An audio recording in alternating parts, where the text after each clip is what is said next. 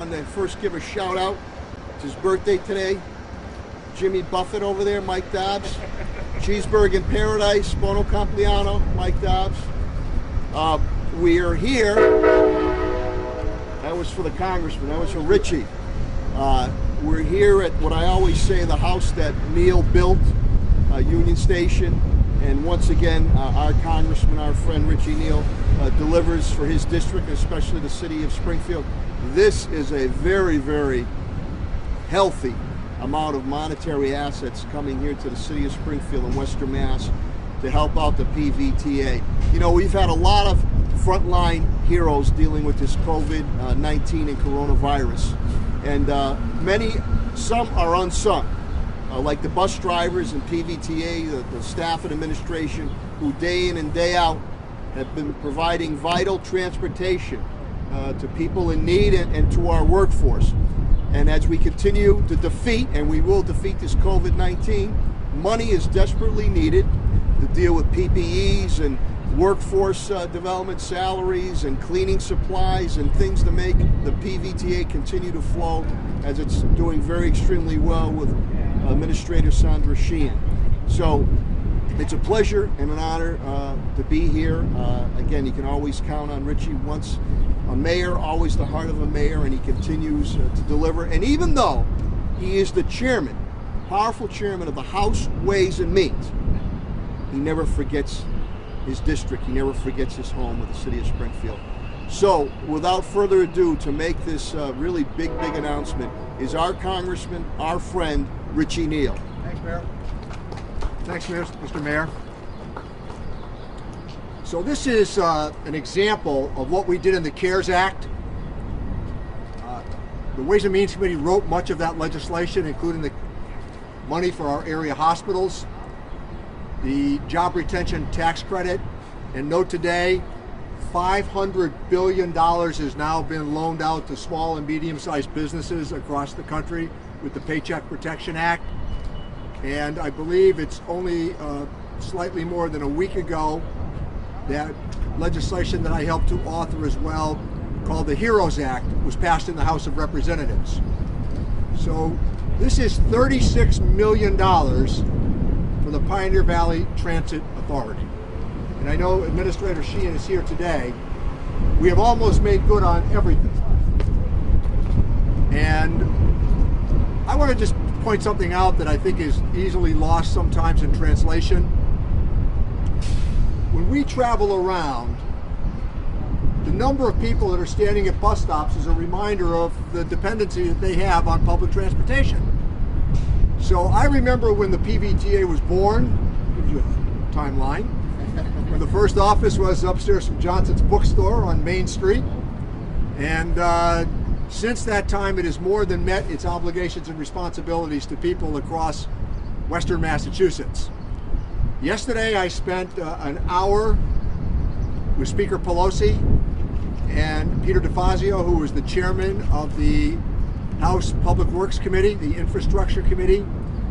We've been together for a long period of time, and I intend to lay out specifically in coming days another plan and rail transportation. I endorsed the Markey plan today. I also believe that an infrastructure bill is going to be forthcoming on the House side.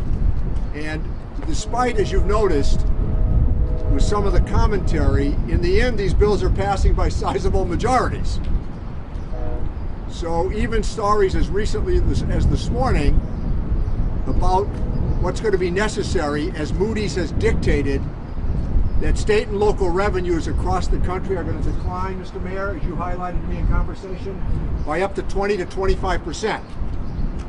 So the mayor's been a terrific advocate in those conversations, but understanding that we are going to have to come to the aid of state government, because in the end, those are still the transfer stations that make the money available to local government. And I've had conversations with Governor Baker about this and intend to talk to him more as well. He's been supportive of what we've tried to do. So I think that state and local aid is going to be the magnet. Expanding the retention credit is going to be part of our deliberation, and we have also, in the HEROES Act, put out another $100 billion for our hospitals. They're the people that are on the front line. And as it relates to the transit authority here, It's still the ease with which we get from one place to another that creates greater efficiencies and increased and enhanced productivity. Amtrak and CT Rail, through these days, they have proceeded. We thought, as we undertook support for the airline industry and for Amtrak, coming back up from DC last night, the plane was half full.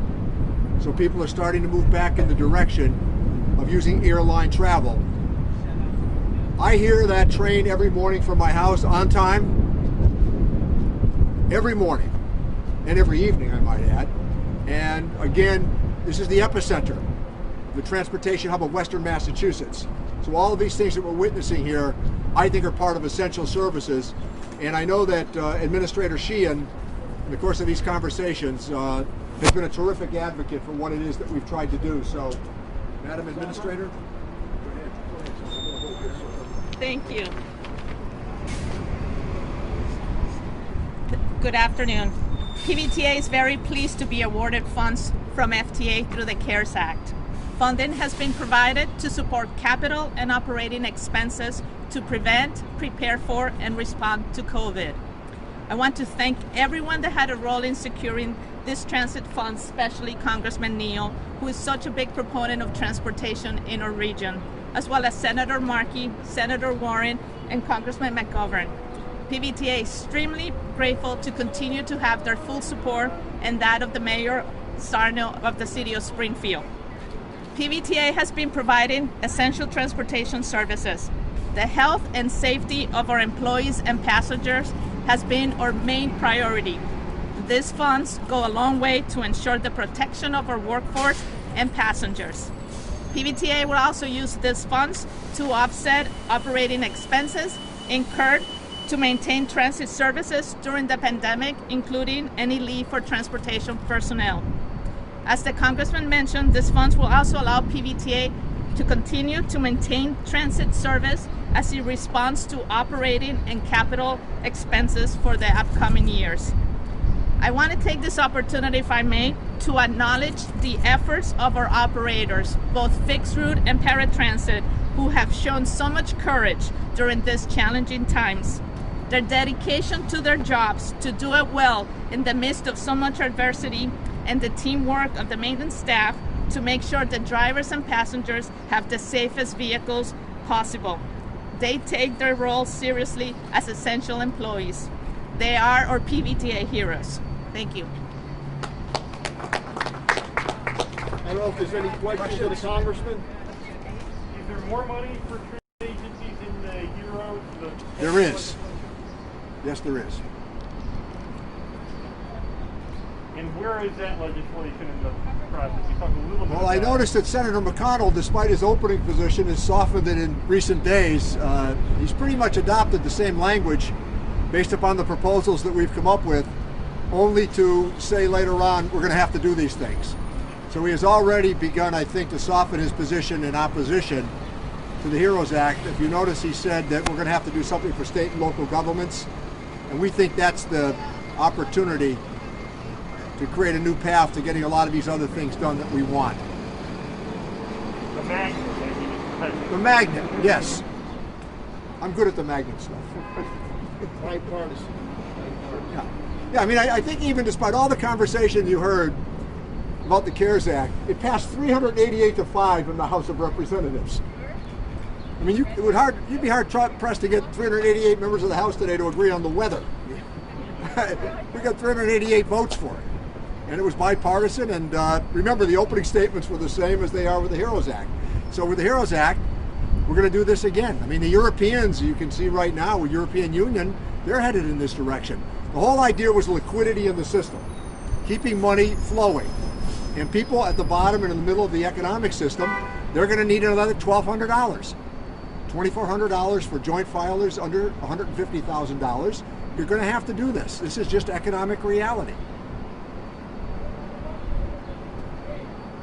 I just wanted to thank the Congressman too, because as he fights for this HEROES Act, this is essential for all frontline personnel, city and state.